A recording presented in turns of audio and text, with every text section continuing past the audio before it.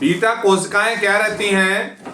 अग्नाशयी beta कोशिकाएं, जिनको हम बीटा सेल्स कहते हैं, ये पैंक्रियाज में स्थित विशिष्ट अंतःस्रावी कोशिकाएं हैं। ठीक है, विशिष्ट अंतःस्रावी कोशिकाएं हैं जो किसके अंदर रहती हैं? पैंक्रियाज के अंदर रहती हैं। करती क्या है ये? जो शरीर में रक्त शर्करा, ब्लड शुगर को नियंत्रित करने के लिए इंसुलिन और एमिलिन नामक हार्मोन का उत्पादन और स्राव करती हैं। अभी तक आपने इंसुलिन सुना था, अब हो सकता है कुछ लोगों ने सुना हो एक और भी हार्मोन है जिसको बीटा सेल्स, उसी के लिए हमको आज ये टॉपिक करना पड़ा। अदरवाइज इंसुलिन तो बता ही चुका था मैं। बीटा सेल्स इंसुलिन के साथ साथ एक इमिलिन हार्मोन और होता है जिसको सीक्रेट करती हैं, उत्पादन और स्राव करती हैं उसका। ठीक है, इमिलिन और इंसुलिन, ध्यान रखिएगा। इंसुलिन का काम ब्लड शुगर को नियंत्रित करना होता है। ये कोशिकाएं किस जगह होती हैं? ये कोशिकाएं अग्नाशय के लैंगरहैंस के आइलेट्स, उसके अंदर होता है आइलेट्स। पैंक्रियाज के अंदर आइलेट्स होता है, उसके अंदर होता है लैंगरहैंस, उसके अंदर होती हैं ये। ओके, दोबारा समझिए, ये कोशिकाएं अग्नाशय के लैंगरहैंस के आइलेट्स में पाई जाती हैं। मींस आइलेट्स ऑफ लैंगरहैंस में ये कोशिकाएं होती हैं। जो अब करती क्या है ये कोशिकाएं, बीटा सेल्स क्या काम करती हैं? ये कोशिकाएं भोजन के बाद इंसुलिन छोड़कर रक्त शर्करा के स्तर को सामान्य रखने में महत्वपूर्ण भूमिका निभाती हैं। भोजन के बाद, जो भोजन के बाद इंसुलिन छोड़कर, इंसुलिन सीक्रेट कब करती हैं? खाने के बाद। तो भोजन के बाद इंसुलिन छोड़कर रक्त शर्करा के स्तर को सामान्य रखने में महत्वपूर्ण भूमिका निभाती हैं। ओके, बीटा कोशिकाओं के मुख्य कार्य क्या रहते हैं ह्यूमन बॉडी के अंदर? Functions of the beta cells in human body and importance of beta cells. सबसे पहला रहता है production of insulin hormone, insulin का उत्पादन।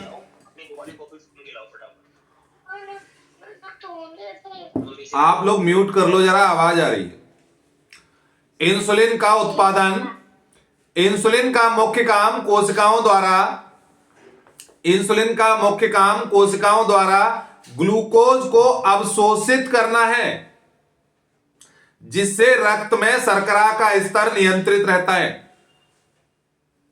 आप समझिए, देखिए हम बता चुके हैं, दोबारा रिपीट करते हैं। इंसुलिन का मुख्य काम कोशिकाओं द्वारा ग्लूकोज को अवशोषित करना है। मींस बॉडी में ब्लड शुगर लेवल क्यों बढ़ता है? सारे लोग ध्यान दें, वैसे मोस्टली मालूम है आप लोगों को, कोचेज हैं। ब्लड में शुगर का लेवल कब बढ़ता है? कि जब हमने खाना खाया, किसी मील को इंटेक किया, बॉडी के अंदर जब ग्लूकोज बढ़ा ब्लड में। अगर इंसुलिन पैंक्रियाज ने क्या किया? जो बीटा सेल्स हैं पैंक्रियाज के, उसने बीटा सेल्स ने इंसुलिन सीक्रेट किया। अब इंसुलिन का काम क्या रहता है? इंसुलिन का काम रहता है बॉडी के अंदर, जब इंसुलिन बना, इंसुलिन का काम है कि जो सेल्स हैं बॉडी में, जो भी प्रेजेंट सेल्स हैं, उन सेल का एसेप्टर खोलना। एसेप्टर का मतलब हिंदी में हम ये समझ सकते हैं कि जो भी सेल्स हैं उनका गेट खोलना। इंसुलिन एक सेल्स की चाबी है कि जब तक इंसुलिन सेल्स का गेट नहीं खोलेगी, तब तक जो ग्लूकोज ब्लड के अंदर है, जो शुगर ब्लड के अंदर है, वो किसी कोशिका में इंटर नहीं कर सकता। आपके घर कोई आए, कोई गेस्ट आए, घर में घुसने के लिए दरवाजा खुलेगा तभी तो अंदर जाएगा, बेशक मकान खाली है, उसके लिए दरवाजा का खुला होना जरूरी है। तो दरवाजा खोलने का काम कौन करता है? इंसुलिन। सेल्स का जो गेट खोलने का काम है, जो सेल्स का गेट खोलता है, वो इंसुलिन खोलता है। अगर इंसुलिन बॉडी में प्रॉपर नहीं है, इट मींस ये है कि जो सेल्स के गेट हैं वो नहीं खुल रहे हैं, जिसकी वजह से जो भी ब्लड शुगर है हमारी बॉडी का, जो एनर्जी है शुगर के रूप में वो सेल्स के अंदर इंटर नहीं कर रहा है। तो जब वो सेल्स के अंदर इंटर नहीं करेगा तो ऐसे कई लोग आपके यहां आए, गेट में नहीं जाएंगे तो दरवाजे पे भीड़ होगी, गली में गैदरिंग होगी, तो गली में गैदरिंग होगी तो लोग बताएंगे ना भीड़ भाड़ है उनके दरवाजे पर। उसी तरीके से ब्लड शुगर में, ब्लड के अंदर वो जो ग्लूकोज की मात्रा है वो बढ़ी रहती है, और बढ़ी रहने की वजह से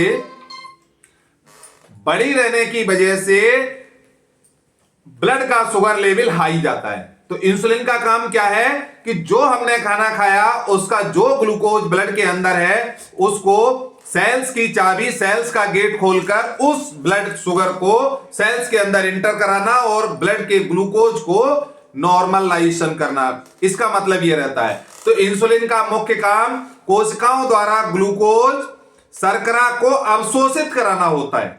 ओके, मुख्य काम क्या है इंसुलिन का? जो सेल्स हैं वो उस इंसुलिन को इंटेक कर ले, ठीक है, जिससे रक्त में शर्करा का स्तर नियंत्रित रहता है। दूसरी चीज,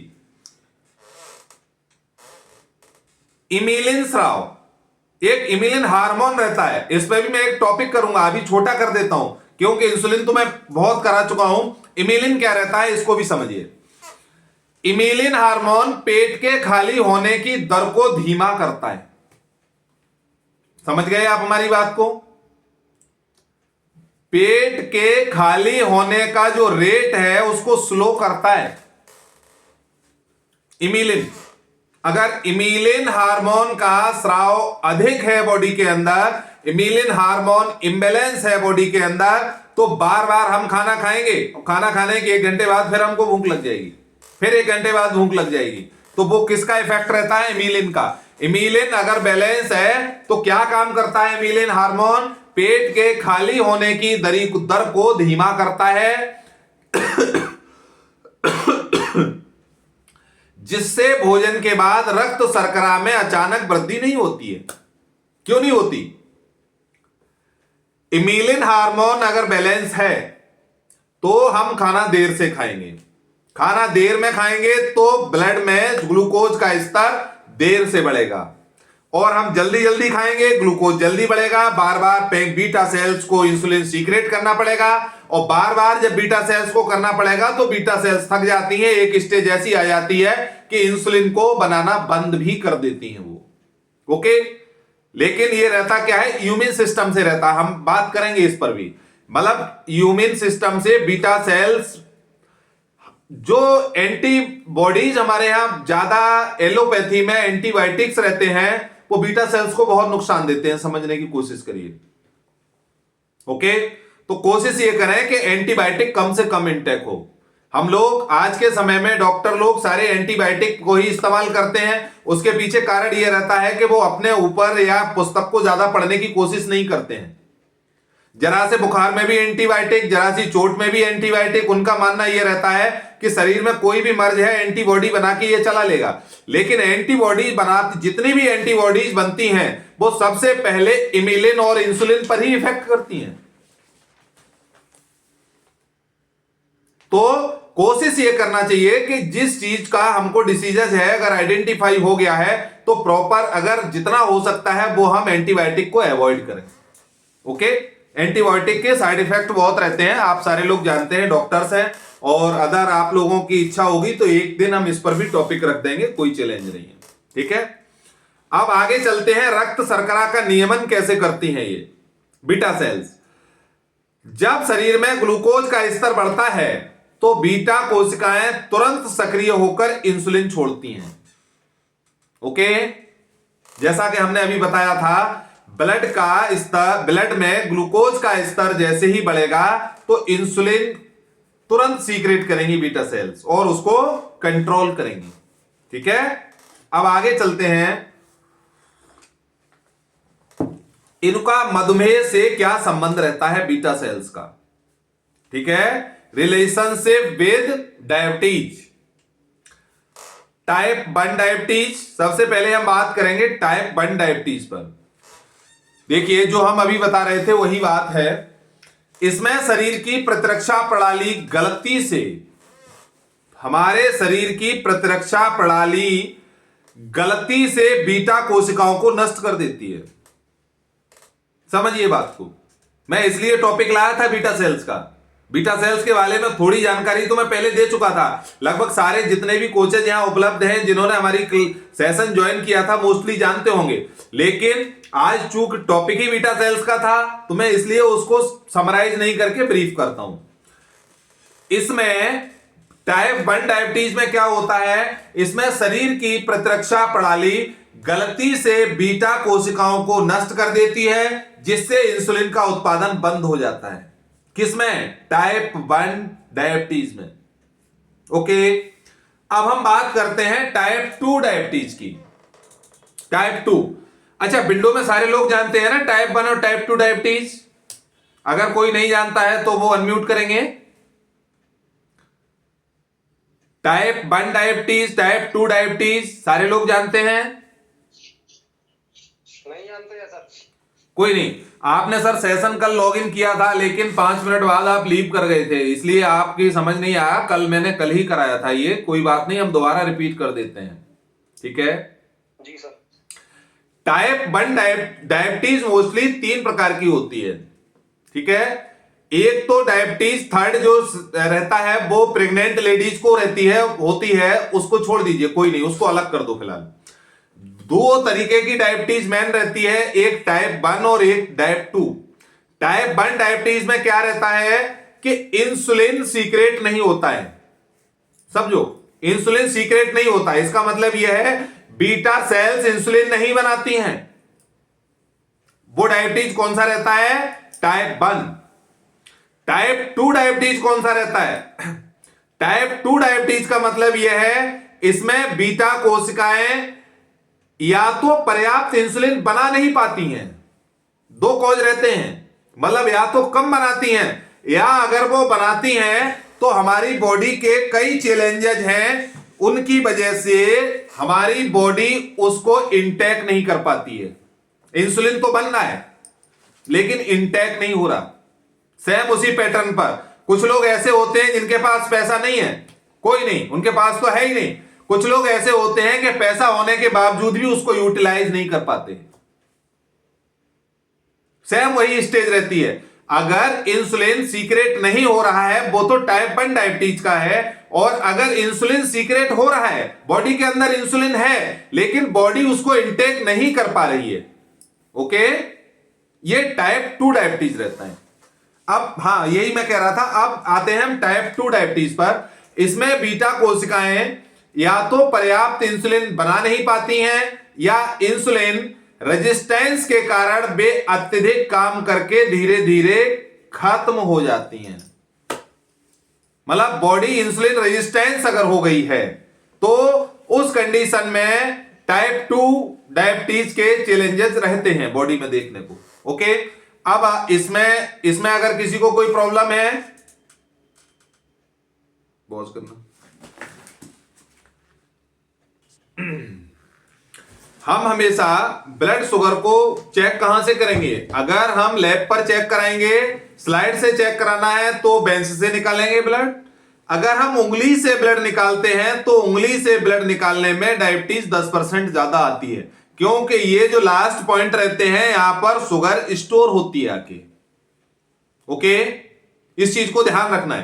तो ऐसा नहीं है कि अगर कभी कभार हम चेक कराते हैं तो ग्लूकोमीटर से उंगली से कर सकते हैं, लेकिन जो नियमित जो इसके डायबिटिक लोग हैं अगर वो स्लाइड से कराते हैं तो हमेशा बेंच से कराएं।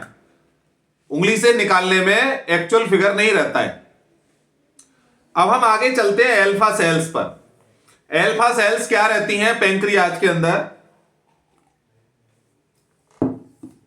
अग्नाशयी एल्फा कोशिकाएं, जिनको एल्फा सेल्स कहते हैं, शरीर में पैंक्रियाज के अंदर पाई जाने वाली विशेष कोशिकाएं हैं। पैंक्रियाज को हिंदी में कहते हैं अग्नाशय, ठीक है। पैंक्रियाज के अंदर पाई जाने वाली विशेष कोशिकाएं हैं जो क्या करती हैं? जो ग्लूकागोन हार्मोन का उत्पादन और स्राव करती हैं। जो कौन सा हार्मोन सीक्रेट करती हैं? ग्लूकागोन। ये कोशिकाएं रक्त शर्करा रक्त शर्करा को इंग्लिश में कहते हैं ब्लड शुगर। ये कोशिकाएं ब्लड शुगर के स्तर को बहुत कम होने से रोकने, ओके, और उसे नियंत्रित करने के लिए महत्वपूर्ण हैं। विशेष रूप से भोजन के बीच जब यह लीवर को ग्लूकोज उत्पन्न करने का निर्देश देती हैं। ठीक है, विशेष रूप से भोजन के बीच यह लीवर को ग्लूकोज उत्पन्न करने का इंस्ट्रक्शंस निर्देश देती हैं। अल्फा कोशिकाओं के मामले में हम और भी थोड़ी बात करते हैं आगे। ये किस जगह होती हैं? ये लैंगरहैंस के अग्नाशयी आइलेट्स में पाई जाती हैं। जहां बीटा पाई जाती हैं, ओके, जहां बीटा पाई जाती हैं वहां अल्फा पाई जाती हैं। जो अग्नाशय का अंतःस्रावी हिस्सा है, पैंक्रियाज का अंतःस्रावी हिस्सा कौन सा है? अग्नाशय का अंतःस्रावी हिस्सा कौन सा है? उसको हम बोलते हैं लैंगरहैंस के अग्नाशयी आइलेट्स। ठीक है, अग्नाशय का जो लैंगरहैंस के अग्नाशयी आइलेट्स में ये चीजें, ये दोनों कोशिकाएं होती हैं जो अग्नाशय का अंतःस्रावी हिस्सा है।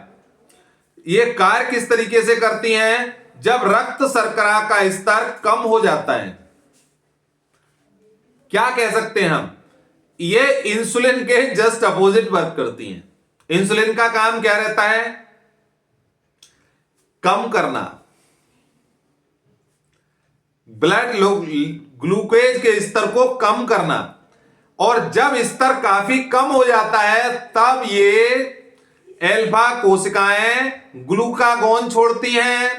ग्लूकागोन क्या करता है? जो यकृत में संचित ग्लूकाइजन को ग्लूकोज में परिवर्तित करता है। समझो,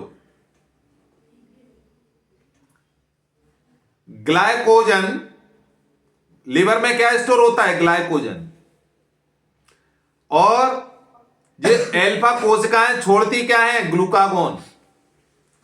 मींस अल्फा कोशिकाएं जब ग्लूकागोन छोड़ती हैं तो जो लीवर के अंदर ग्लाइकोजन स्टोर है उसको ग्लूकोज में परिवर्तित कर दिया जाता है और रक्त शर्करा का स्तर बढ़ जाता है। ठीक है, समझ गए हमारी बात को? अल्फा कोशिकाओं का काम है ग्लूकागोन को सीक्रेट करना, और ग्लूकागोन क्या करता है कि जो लिवर के अंदर ग्लाइकोजन स्टोर है उसको ग्लूकोज में कन्वर्ट कर देता है। इसका मतलब यह आवश्यक नहीं है कि अगर बॉडी का हार्मोन इंबैलेंस है तो यह आवश्यक नहीं है कि हमारे खाने से ही बॉडी में ग्लूकोज बढ़ेगा। मतलब ऐसा नहीं है कि हम खाना खाएंगे तभी बॉडी में ग्लूकोज बढ़ेगा। अगर बॉडी का हार्मोन इंबैलेंस है, मींस अल्फा कोशिकाएं अगर ठीक से काम नहीं कर रही हैं तब भी ग्लूकोज बढ़ जाएगा। तो वो क्या करेंगी? जो ग्लूकागोन उन्होंने सीक्रेट किया है, वो ग्लूकागोन क्या करेगा? लीवर के अंदर जो ग्लाइकोजन स्टोर है उसको ग्लूकोज में कन्वर्ट करके ब्लड शुगर में बढ़ा देगा। ओके, आगे हम बात करते हैं कि इनका क्या काम होता है। ये अग्नाशय के अंतःस्रावी ऊतकों में लगभग 20% कोशिकाओं का हिस्सा होती हैं।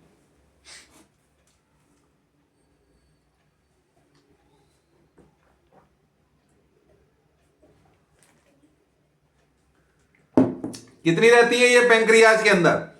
पैंक्रियाज के अंतःस्रावी ऊतकों में लगभग 20% कोशिकाओं का हिस्सा होती हैं। इनका प्राथमिक काम इंसुलिन के प्रभावों को संतुलित करके रक्त शर्करा को सामान्य बनाए रखना होता है।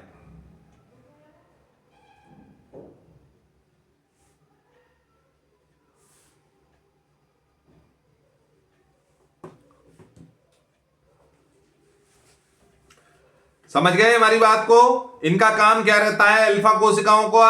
अल्फा कोशिकाओं का काम यह रहता है कि जब बॉडी में ग्लूकोज की मात्रा कम होती है या इंसुलिन ग्लूकोज को ब्लड से सेल्स में भेज देता है, तब क्या करता है, जो अल्फा सेल्स रहती हैं उनका काम रहता है ग्लूकागोन को सीक्रेट करना, और ग्लूकागोन क्या करता है कि लीवर के अंदर जो ग्लूकाइजन स्टोर है उसको ग्लूकोज में कन्वर्ट करके ब्लड में ग्लूकोज की मात्रा या ब्लड शुगर की मात्रा बढ़ाना। ओके, अब हम बात करते हैं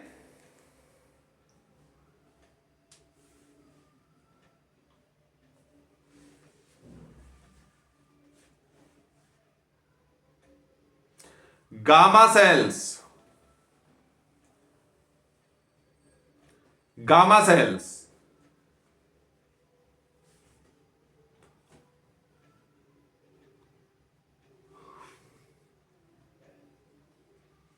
गामा सेल्स को क्या बोलते हैं, डेल्टा टी सेल्स भी कहते हैं।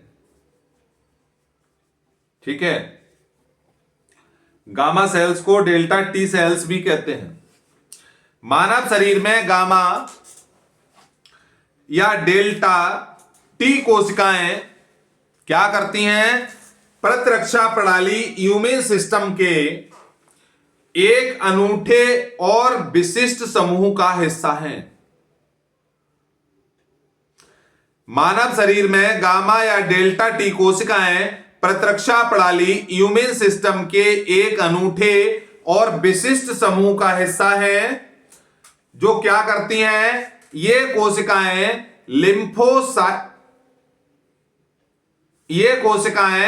लिम्फोइड और माइलोइड, ये कोशिकाएं क्या करती हैं, लिम्फोइड और माइलोइड वंशों के बीच काम करती हैं। दोबारा समझ लो, ये कोशिकाएं लिम्फोइड और माइलोइड के बीच काम करती हैं। प्रारंभिक सूजन और जन्मजात प्रतिरक्षा प्रतिकारियों को बढ़ावा देने में महत्वपूर्ण भूमिका निभाती हैं। समझ गए हमारी बात? जो इन्फ्लेमेशन रहता है, प्राइमरी इन्फ्लेमेशन, प्रारंभिक सूजन, और जिनको जन्मजात, कभी कभी क्या रहता है कि उनको स्टार्टिंग से ही, जब से पैदा हुए हैं तभी से उनका प्रतिरक्षा जो प्रतिक्रिया है वो इम्यून सिस्टम डाउन है, तो उसको बढ़ाने का काम करती हैं। विशेष रूप से कैंसर और स्वप्रतिरक्षित को क्या कहते हैं, ऑटो इम्यून रोगों से लड़ने में मदद करती हैं। दोबारा मैं बताता हूं, विशेष रूप से कैंसर और स्वप्रतिरक्षित ऑटो इम्यून रोगों से लड़ने में मदद करती हैं। गामा और टी सेल्स जो रहती हैं, डेल्टा टी सेल्स, उनका इंपोर्टेंस या कार्य क्या रहता है, क्या काम करती हैं, ये कोशिकाएं शरीर के रक्षा तंत्र में एक पुल की तरह काम करती हैं। ये कोशिकाएं शरीर के रक्षा तंत्र में एक ब्रिज की तरह काम करती हैं, जो जन्मजात और अनुकूली प्रतिरक्षा के बीच समन्वय बनाए रखती हैं। ठीक है, होता क्या है, ये सारे लोगों को मालूम है, लेकिन हमने हिंदी कर दिया क्योंकि यहां हमारे एक सर हैं, उनको हिंदी ज्यादा पसंद है। हालांकि इंग्लिश हम पहले भी बता चुके हैं। ह्यूमन सिस्टम में एक हमने ह्यूमन सिस्टम आपको बताया है जिसका नाम क्या है, इनेट इम्यून सिस्टम, और एक बताया है adaptive immune system. इनेट immune system को हिंदी में कहते हैं जन्मजात प्रतिरक्षा, और एडेप्टिव इम्यून सिस्टम को हिंदी में कहते हैं अनुकूली प्रतिरक्षा। तो ये क्या काम करती हैं कोशिकाएं, कि जो हमारा इनेट इम्यून सिस्टम है और जो एडेप्टिव इम्यून सिस्टम है उसके बीच एक ब्रिज का काम करती हैं। उन दोनों के बीच तालमेल बनाए रखती हैं, जिससे दोनों इम्यून सिस्टम बॉडी को ठीक से चला सकते हैं। जी हमारे सर जी, आपकी आंखें ही आंखें दिख रही हैं, इसलिए आप थोड़ा ऊपर बढ़ जाएं, लेटने की मुद्रा में ना आए, बैठे ही रहें, जिससे हम ये समझ लें कि क्लास को करने में आप लोग इंटरेस्टेड हैं। जब मुझे ये लगेगा कि आप लोग लेटने की स्थिति में हैं तो मैं बाइंड अप कर दूंगा session, there is no problem. ठीक, आगे चलते हैं। तीसरी चीज, इनका स्पेशलाइजेशन क्या रहता है, विशेषता क्या है? ये टी कोशिकाएं सूजन को बढ़ावा देती हैं, समझो, इन्फ्लेमेशन इंक्रीज करती हैं। ये टी कोशिकाएं सूजन को बढ़ावा देती हैं और शुरुआती प्रतिरक्षा प्रतिक्रिया में बहुत महत्वपूर्ण भूमिका निभाती हैं। ठीक है। सिग्निफिकेंस इसका क्या है? सिग्निफिकेंस मींस महत्व क्या है इनका? ये कोशिकाएं स्वप्रतिरक्षित को बोलते हैं ऑटो इम्यून, और कैंसर से संबंधित रोगों की रोकथाम में सहायता करती हैं। हम ये कह सकते हैं सीधे आपको, जिस आदमी को सूजन आती रहती है उस आदमी को कैंसर नहीं होगा।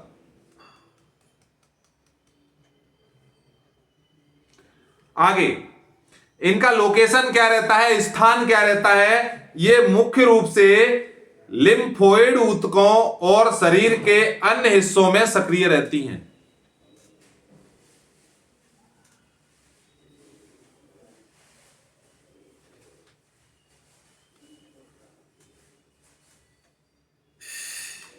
कभी कभी आगे हम और एक बात करते हैं, कभी कभी गामा शब्द का प्रयोग पैंक्रियाज की पीपी सेल्स के संदर्भ में भी किया जाता है, कभी कभी।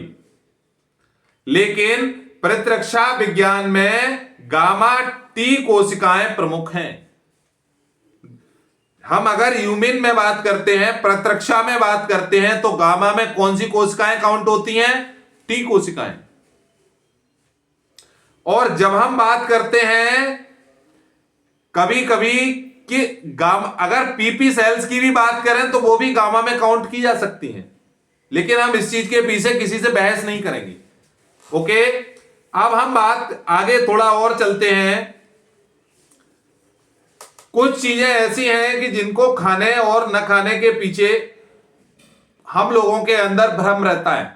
जैसे हम पहले बताएंगे उसमें मिथक क्या है और सच्चाई क्या है, दोनों चीजें मैं लेके चल रहा हूं, मिथक और सच्चाई। मिथक क्या है कि फल जितना ज्यादा खाओ उतना अच्छा। लोगों का कहना है कि फल जितना ज्यादा खाओ उतना अच्छा, जबकि यह गलत है। सही क्या है? 1 से 3 सर्विंग पर्याप्त है। समझते रहिएगा। गलत क्या है? लोगों का कहना क्या है कि फल जितना खाओ उतना अच्छा, जबकि इसकी सच्चाई यह है 1 से 3 सर्विंग पर्याप्त है। बहुत अधिक फल खाने से शरीर में फैक्टोज की मात्रा बढ़ सकती है। फैक्टोज मीन शुगर। इसलिए संतुलित मात्रा जरूरी है। संतुलित मात्रा के लिए क्या चाहिए? 1 से 3 फल ही खाने चाहिए। ठीक है। दूसरी मिथ्या क्या रहती है कि डायबिटीज में फल बिल्कुल नहीं खाना है। लोगों का मानना है कि डायबिटीज में फल बिल्कुल नहीं खाना है, लेकिन सच्चाई क्या है? सही फल का चुनाव करें और सीमित मात्रा जरूरी है। ऐसा नहीं है डायबिटीज में है तो फल नहीं खाने हैं। सच्चाई क्या है? सही फल का चुनाव करें, सीमित मात्रा जरूरी है। मधुमेह रोगी सेब, अमरूद और पपीता जैसे फल नियमित मात्रा में खा सकते हैं। ठीक है। जो लोग डायबिटिक हैं वो सेब, अमरूद, पपीता जैसे फल नियमित मात्रा में खा सकते हैं। दूसरी चीज, लोगों का मानना यह रहता है कि जब मोटापा वो घटाने की बात करते हैं तो क्या करते हैं? रोटी छोड़ देते हैं, फ्रूट्स पर आ जाते हैं। यह भी गलत है। लोगों का मानना है फल खाने से मोटापा नहीं बढ़ता, जो गलत है। यह मिथ्या है।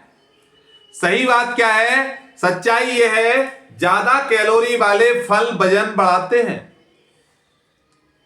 यदि हाई शुगर वाले फल अधिक मात्रा में खाए जाएं तो वे वजन बढ़ाने में योगदान देते हैं। नेक्स्ट, लोगों का मानना यह है कि फलों का जूस ज्यादा हेल्दी होता है। यह भी मिथ्या है। सही क्या है? पूरा फल जूस से कहीं बेहतर है।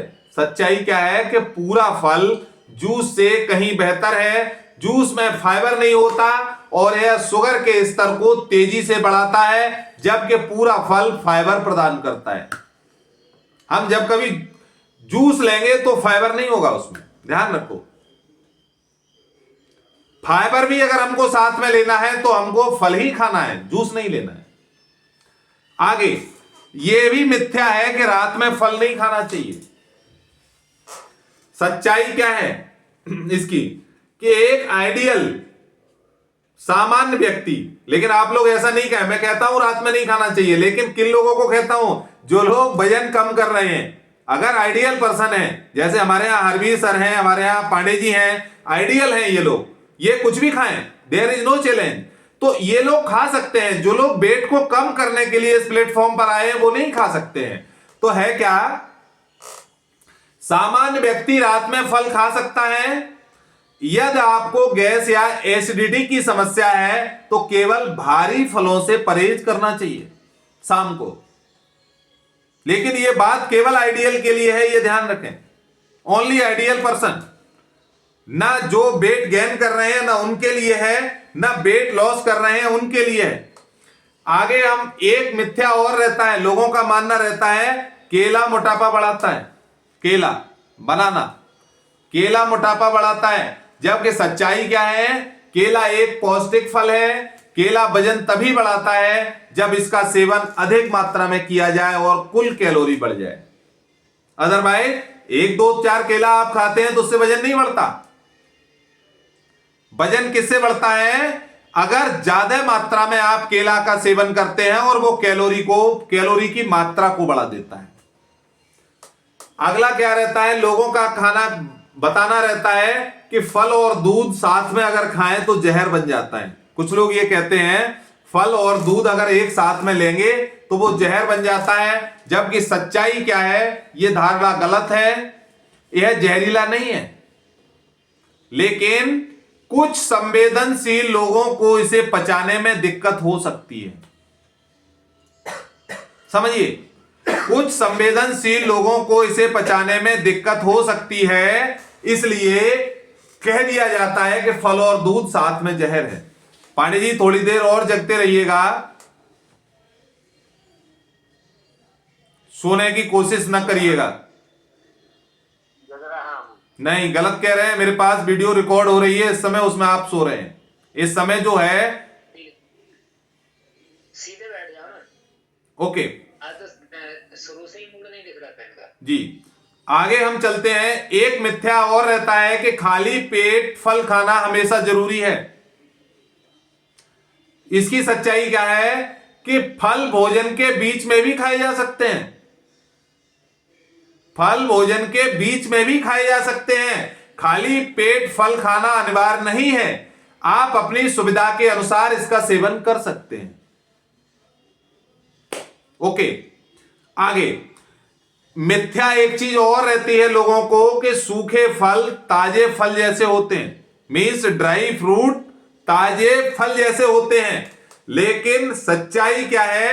ड्राई फ्रूट्स में शुगर और कैलोरी अधिक सघन होती है। ताजे फलों की तुलना में सूखे फलों में पानी कम और कैलोरी की सघनता अधिक होती है। समझिए इसको। आदमी का कहना रहता है कि ड्राई फ्रूट्स में कैलोरी कम होती है, ऐसा नहीं है, कैलोरी उसमें ज्यादा रहती है, उसमें पानी नहीं रहता ड्राई फ्रूट्स में। आगे हम बात करते हैं विदेशी या जो इंपोर्टेड फ्रूट्स हैं वो हेल्दी हैं क्या? सच्चाई क्या है? स्थानीय और मौसमी फल सर्वश्रेष्ठ हैं। स्थानीय और मौसम के अनुसार मिलने वाले फल अधिक ताजे और अधिक पौष्टिक होते हैं। अगर अमरूद की सीजन में हम अमरूद खाएंगे तो हमको ताजी अमरूद पास से उपलब्ध हो जाएगा। अगर हम ऑफ सीजन में अमरूद खाएंगे तो हमको कोल्ड का अमरूद मिलेगा। स्टॉप करो।